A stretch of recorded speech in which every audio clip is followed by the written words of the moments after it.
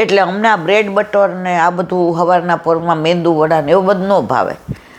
તો જો આપણા દીકરાને આપણે વર્ષોથી જે ખવડાવતા હોઈએ એ જ ભાવે. પછી પાડોશીનો છોકરો સુખડી ખાય એટલે આપણે એ ખવડાવવાની, એવું ના હોય મારા વાલા. આમાં અનુકરણ ના હોય.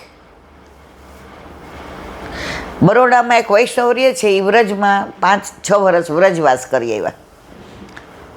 પછી એમની તબિયત બગડીને એમના તકલીફ થઈ એટલે એ પાછા દીકરાને ઘરે આવ્યા. તો વ્રજમાં હતા તો રોજ સવારે ગરમ ગરમ ઘીમાં પૂરી બનાવે, અંદર જીરું ને બધું મીઠું ને નાખીને, અને ઠાકોરજીને દહીંની હારે દહીંની ઉપર જીરાડું છાંટે અને કલેવીમાં એ અરોગાવે. હવે અહીંયા આવ્યા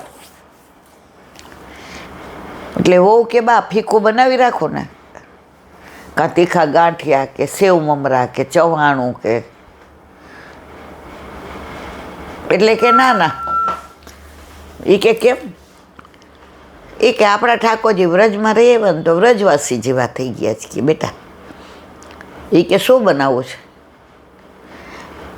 એ કે ચોબાપુરી ઘીમાં બનાવવાની, જીરું ને મીઠું નાખીને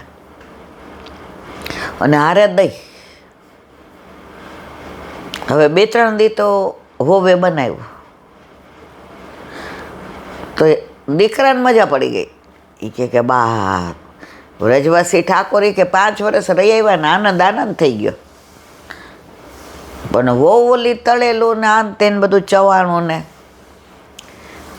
એટલે કે બા તમે ગયા ત્યારે તો આપણે ઠાકોરજીને આવી રીતે ફીકું કરી રાખતા હતા, તો કલેવુંમાં એ ધરાવતા હતા. તો આ તમે નવું એ કે નવું નહીં, વ્રજમાં રહીને એવું શીખી ગયો. એ કે સાક્ષાત માને ને. એટલે દીકરો બોલ્યો, એ કે બેય કરો ને. બાસે સવારે ગરમ ગરમ પૂરી ઠાકોરજીને ધરાવે છે અને પછી પ્રસાદ લઈએ છીએ, બહુ આનંદ આવે છે. એમાં બાએ ઘીમાં બનાવી હોય કે પૂરી, તો ફીકું બનાવીને રાખે એટલે સવારે એ ધરવાનું, ઠાકોરજીને ડબલ ધરો. તો જે આપણે કરતા હોઈએ એ કરીએ ને છાસની દોણી ભરીએ. બીજા શું કરે છે એમ કરવા જાશું ને તો આપણા ઠાકોરજી કે આ તો હવે એક જણ કે સુખડી ધરાવવાનું, વળી બીજે દુખે કે ફીકું કરીને ધરાવવાનું, ત્રીજે દી કે આમ. ના ના, દરેકને પોતાના ઘરની રીત પ્રમાણે. તો એમના ઘરે આજની તારીખ સુધી સવારે ગરમ ગરમ પૂરી જ હોય. હા, કોકવાર ભાખરી કે પરોઠા કે બનાવે એ જુદી વસ્તુ છે, પણ એ કહે મને સવારે પૂરી ધરાવું ને એટલે વ્રજ યાદ આવે. તો જો તમે કોઈને વાત કરો, કોઈને તમારા ઠાકોરજીના દર્શન કરાવો, તો આ બધી વ્યથા ઊભી થાય ને. હરિરાયજીને ખબર હતી એટલે જ કહ્યું કે આપણા ઠાકોરજીને દર્શન કોઈને કરાવવા નહીં. અને જે ખરેખર પ્યોર પુષ્ટિ માર્ગી હોય ને એ કહે નહીં કે દર્શન કરાવો એમ. આપણે ત્યાં કીર્તનિયા બધા આવે છે, એ લોકો અહીંયા ક્યાંય પ્રોગ્રામ હોય તો આવ્યા હોય.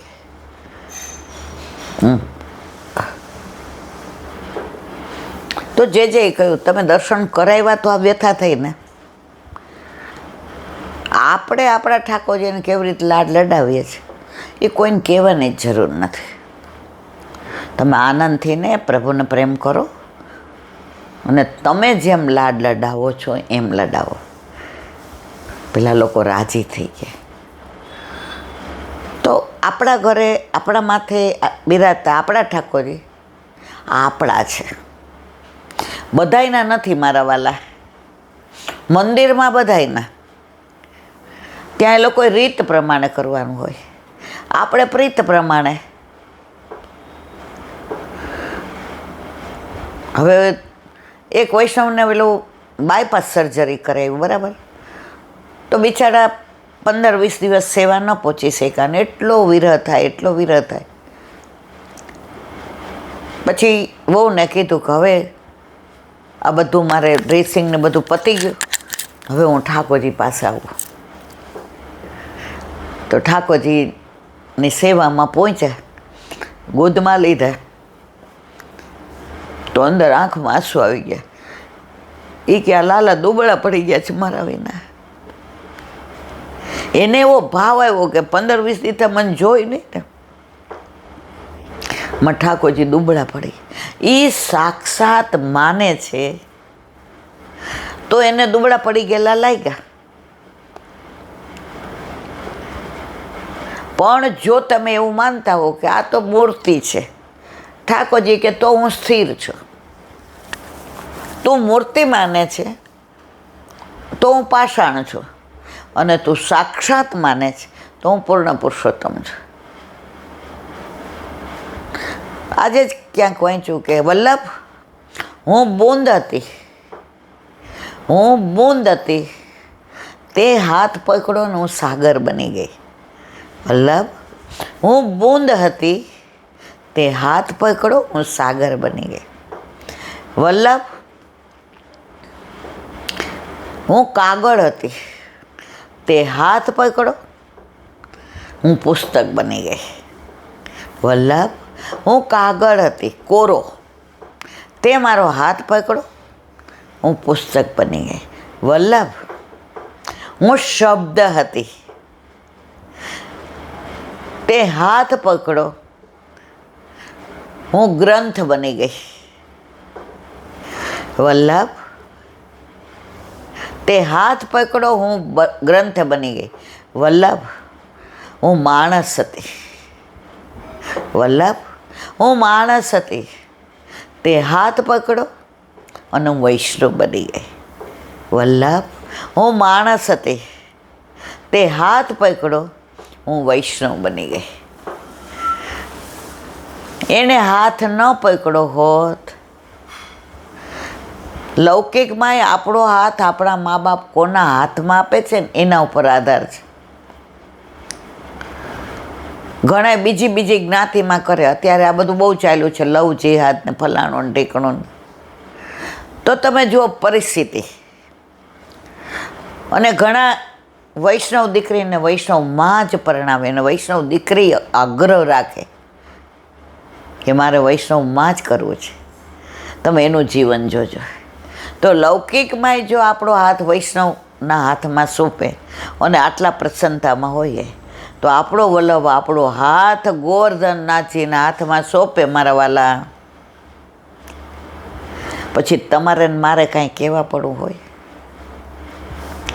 એક નાની વાત, હરિરામ વ્યાસ એમના ઉપર જુગલ કિશોરજી બિરાજે. એટલા બધા લાડ લડાવ, એનું જીવન એના ઠાકોરજી, એનો ઉઠવું બેસવું ખાવું પીવું જાવું આવવું બધું ઠાકોરજી, એની તન્મયતા ઠાકોરજીમાં. હવે ઠાકોરજીની યારે વાતો કરે, દર્પણ દેખાડે ત્યારે મારા વાલા આજે કેમ મંદ મંદ મુસ્કાતા નથી. અને જુગલ કિશોરજી એમની યારે ભળી ગયેલા. એમનું જીવન જ ઠાકોરજી. આ પ્રસંગ આ કીધો છે કે મને યાદ નથી. હવે એકવાર પાઘ બાંધતા હતા ઠાકોરજીને. અડધી બાંધે ને ત્યાં પાઘ પેલી થઈ જાય, વળી જુદી રીતે બાંધે તો પાછી વિખાઈ જાય, વળી છેડા ભેગા કરીને બાંધે તો પડી જાય. અડધો પોણો કલાક હરિરામ વ્યાસીએ જુગલ કિશોરજીની પાક તોય એ કે આજે શું છે તમારે, રોજ તો કેવા તૈયાર થઈ જાઉં છું, અને મારી બાંધેલી પાક તમને કેવી ગમે છે, કેમ આજે મારા વાલા આવું કરો છો, બાંધી લો ને. આ મેચિંગ કેવી સરસ તૈયાર કરી છે મેં જુઓ. હાથે વસ્ત્રો કરે, હાથે શ્રૃંગાર, હાથે મોતીના માળાજી, હાથે બધું કરે. મારા વાલા જુઓ ને કેવી સરસ મેં આજે પાક તૈયાર કરી છે. પછી તો કલાક સુધી ધરાવી તોય નો મેળ પડ્યો. પ્રભુ પર ગુસ્સો કર્યો. સખ્ય ભાવ આપણાથી ન થાય ઓ મારવાલા. આપણે તો હજી પ્રેમ ભાવમાંય નથી આવ્યા. આપણે આપણા દીકરાને એટલો પ્રેમ કરતા હોય, એ પડી ગયો હોય ને ઠાકોરજી હાથમાં હોય તો મૂકી દઈએ સિંહાસન પર. હોરમાં દીકરાનું શું થયું? હજી આપણા જીવનમાં લૌકિક સંબંધોનું મહત્ત્વ વધુ છે. ગુસ્સો કર્યો, હવે નથી બાંધવી, આમના નજીક રહો, દો બધાને દર્શન, આમ નથી મારે બાંધવી. 1 કલાકથી બાંધું છું. કેટલું મનોહાર કર્યા, સામગ્રી ધરાવી, કેટલું તમને. હવે જાઓ, માર નથી બાંધી દેવી. બહાર આવ્યા, દર્શન કરવાવાળા આવ્યા, દર્શન કર્યા જુગલ કિશોર. અરે આટલા વખતથી દર્શન કરીએ જ, આવી પાક તો કોઈ દી જુગલ કિશોરજીને હરિરામ વ્યાસીએ બાંધી જ નથી. આપણું મુખડું તો જો કેટલું સુંદર લાગે છે. આજ તો આપણી આભા જુદી છે. અરે આજે તો નજર પડે એવા લાગો છો મારા વાલા. અને જેટલા બહાર આવે ને, અરે જુગલ, આજ તો જુગલ કિશોરજીને પાગ બાંધી છે, આવી તો કોઈ દી નથી બાંધી. આજે તો તમારા પ્રભુ બહુ પ્રસન્ન છે. હરિરામ વ્યાસ આજને તો આજ કી શોભા કહી ન આવે.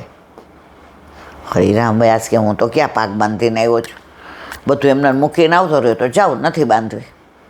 આજે બેસો એમના. 1 કલાક સુધી માનતા જ નથી મારા વાલા. બધાએ કીધું ને અંદર ગયા ને, એટલી સુંદર પાગ બાંધી હતી ને, મંદ મંદ મુસ્કાતા હતા ને, એમની આભા એવી હતી ને, એમનો પ્રભાવ એટલો પડતો હતો ને. આમ જેવા હરિરામ વ્યાસ આવ્યા એટલે એવા મંદ મંદ મુસ્કાય. હરિરામ વ્યાસ કે અરે પેલા કેવું તું ને કે સામનેજીના હાથે બંધાવી છે, મારા હાથે નથી બંધાવી, તો કલાક સુધી હું આપને હેરાન ન કરત ને, આવો ગુસ્સો ન કરત ને. આજે હું કેવો તમારા ઉપર ગુસ્સો કરીને ગયો મારા વાલા. અરર, પણ સામનેજીએ તો પાગ બાંધી છે, ન ભૂતો ન ભવિષ્યતે. અને ફરી દર્પણ દેખાડ્યું. ઠાકોરજી મંદ મંદ મુસ્કાતા હતા. જો પ્રભુને સાક્ષાત માનીએ છીએ તો આપણા ઘરે આપણા માથે બિરાજતા આપણા ઠાકોરજી પણ આવી જ લીલા કરે છે.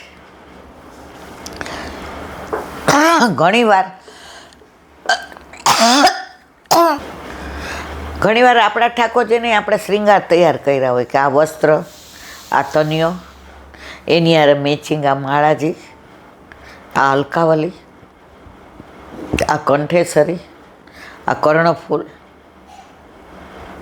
આ નૂપુર, આ ગુલાબના માળાજી, અને મજાનું સરસ ડીશમાં તૈયાર કરીને મૂકીએ કે મંગળા કલેવું કરી લઈએ.